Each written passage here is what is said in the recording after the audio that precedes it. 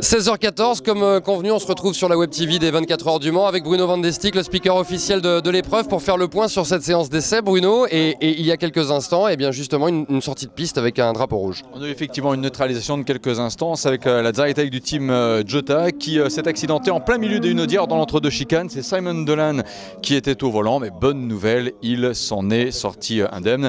La séance a repris son cours. Toyota, Audi, Porsche dans le trio de tête et les chronos qui tombent, ça va déjà très vite alors qu'on n'est pas en qualif. Hein. Oui, absolument, on est déjà plus vite cet après-midi qu'on ne l'était ce matin avec la Toyota numéro 8 qui a repris les devants. Alors ce qu'on voudrait savoir, parce que même si on le répète très souvent, c'est une journée test, on n'est pas là pour faire des performances chrono avec la recherche de la performance absolue sur un tour.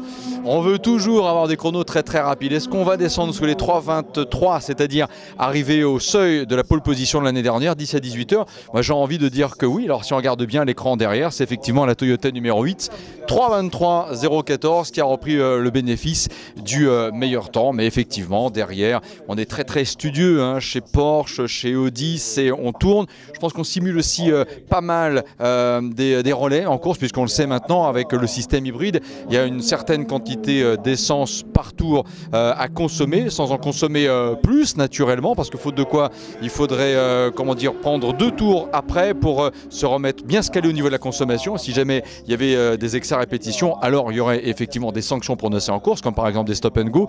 Donc on travaille aussi la consommation à ce niveau-là, et j'ai envie de dire que ça se passe super bien. Le public ne fait pas la différence par rapport aux voitures d'avant, c'est-à-dire sans système hybride ou un système hybride mineur, et c'est à mon avis une des premières grandes victoires du règlement technique 2014.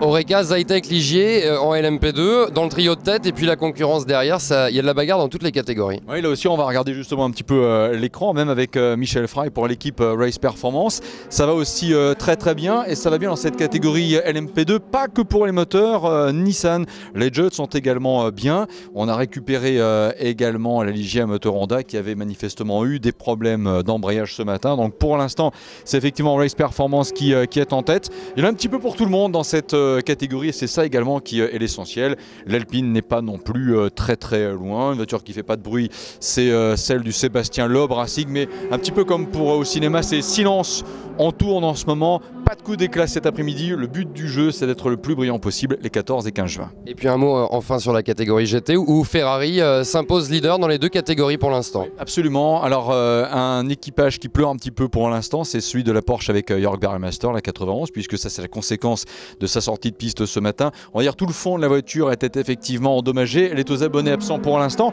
On peut même dire d'ailleurs qu'elle est la seule à ne pas avoir tourné cet après-midi. Les Ferrari sont effectivement largement dominatrices de la situation.